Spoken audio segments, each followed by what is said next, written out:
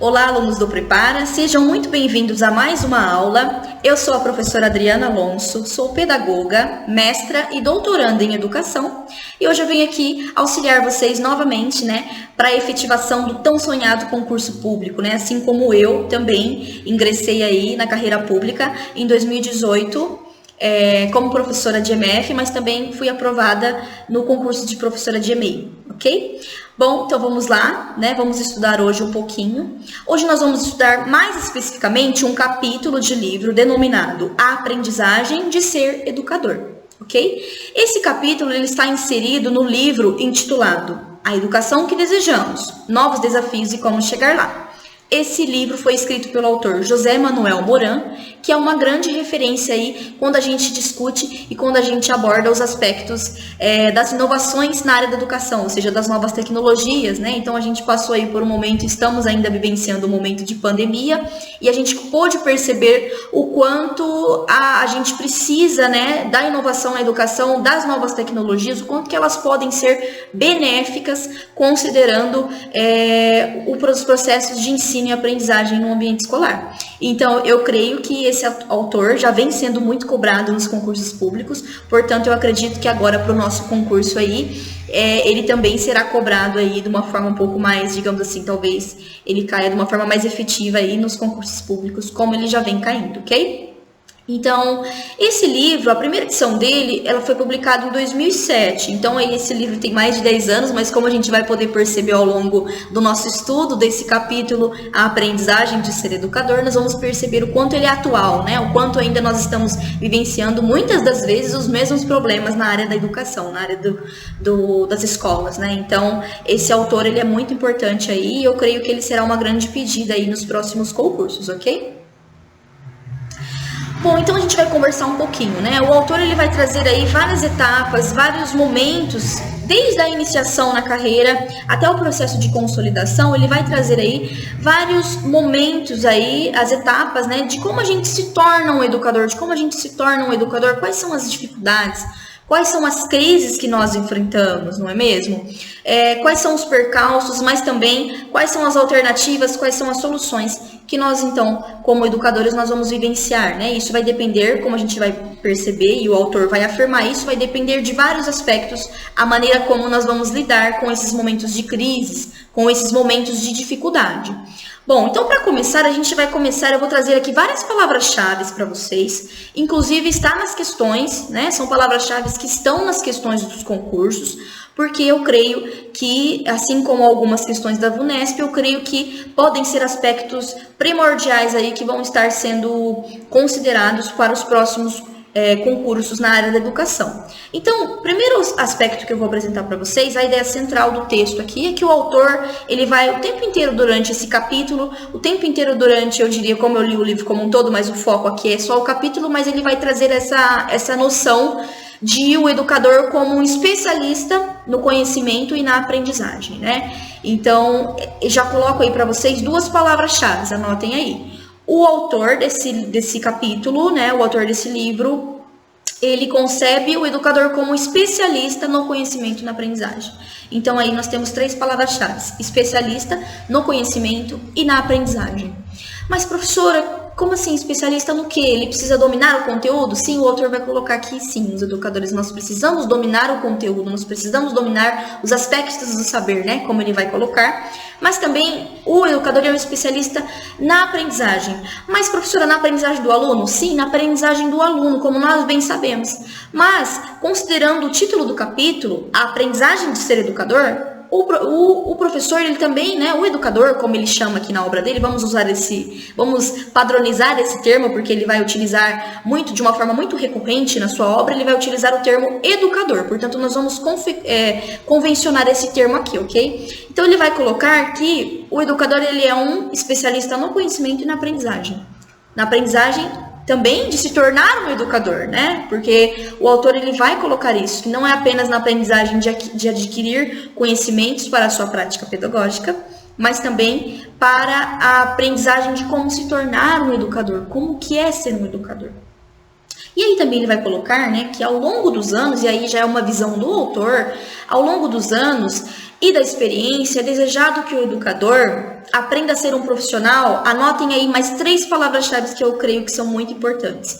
Que ele aprenda a ser um profissional equilibrado, experiente e evoluído. Então, espera-se que durante a carreira do educador, né, espera-se que ele seja um profissional equilibrado, experiente e evoluído, tá? E aí, o autor também vai colocar que nesse processo que o educador ele está construindo a sua identidade enquanto educador, espera-se o quê? Que ele integre pacientemente o intelectual, o emocional, o ético e o pedagógico. Então, aí nós temos mais 4 palavras-chave que são muito importantes, que embasam a visão do autor. Ou seja, que durante o processo de consolidação, da construção do ser educador, do profissional educador, que ele integre pacientemente o intelectual, o emocional, o ético e o pedagógico. E aí também o autor ele vai defender que o educador ele pode ser testemunha do aprendizado contínuo. Ou seja, o educador ele é testemunha de si mesmo, né? Então é essa a ideia que o autor ele vai defender, que o Morin, né, ele vai defender justamente isso, que o educador ele é testemunha do aprendizado contínuo. Então nós, né, como bem sabemos, aí nós estamos aprendendo o tempo todo. O educador ele nunca para, né? Nós tivemos aí um momento de pandemia, nós estamos passando um momento de crise muito difícil e nós tivemos que nos reinventar, né? Então por isso que eu acredito que esse texto ele, apesar de ter mais de 10 anos, ele é um texto muito atual, porque nós estamos sempre tendo que nos reinventar na área da educação. Então, além de ser testemunha de si mesmo, ou seja, dos seus avanços, das suas dificuldades de aprender, de mudar, das contradições do cotidiano, da aprendizagem de compreender e de compreender-se. Então, o educador ele vai ser testemunha, como defende o autor, não só dos seus próprios aprendizados, das suas próprias dificuldades, mas também das dificuldades do aluno, como nós bem sabemos, né? Então, esse texto ele é um texto que olha mais para o educador de uma visão muito humana, né? De uma visão, digamos assim, menos politicamente correta, vamos falar assim, porque ele realmente, na sua obra, ele desvela, né? Ele nos apresenta os momentos de crise mesmo da profissão, né? Os momentos de dificuldade. Então, ele passou por várias coisas enquanto educador e ele, portanto, também nas suas pesquisas percebeu várias dessas dificuldades, portanto, que ele escreve esse texto, Aprendizagem de Ser Educador. Bom, agora nós vamos entrar um pouquinho nas dificuldades, né? O Morin, né, esse autor, ele destaca que o ato de educar ele envolve diversas etapas que podem ser conflituosas. Então, ele vai colocar aí um pouquinho para nós os sentimentos que o educador ele pode se sentir nessas etapas, né? Nas etapas de ser educador.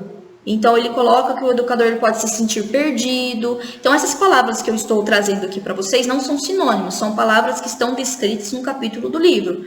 Porque, como nós bem sabemos, muitas das vezes, as provas de concurso, elas cobram a literalidade. Portanto, eu apresento aqui para vocês vários pontos que estão descritos no texto dessa maneira, ok? Então, o autor coloca que o educador ele pode se sentir perdido, angustiado, sem foco. Porém, o autor também coloca que aos poucos, né, com a nossa experiência, o educador ele tende a ser mais coerente com tudo isso. Então é como se fosse assim, nós temos uma grande dificuldade, grandes problemas, mas que aos poucos esses problemas eles vão se resolvendo, né? Então o educador ele tende a criar uma trajetória mais coerente ao longo do ponto, de se equilibrar, né? E então ele coloca também que nessa trajetória a gente passa por avanços, aí a gente começa a se sentir mais sensato, com firmeza no processo de repetição e decepção. Então, são 2 palavras-chave que eu também julgo bem importantes aí, para que nós estejamos pensando a questão da aprendizagem de como se tornar um educador, né? Então, não é apenas um processo de decepção, mas que com a prática, né, com a repetição, como o autor coloca, nós vamos então tendendo a criar uma trajetória mais coerente, mais equilibrada, digamos assim. E aí, então, o autor vai apresentar para nós as etapas da aprendizagem a ser docente.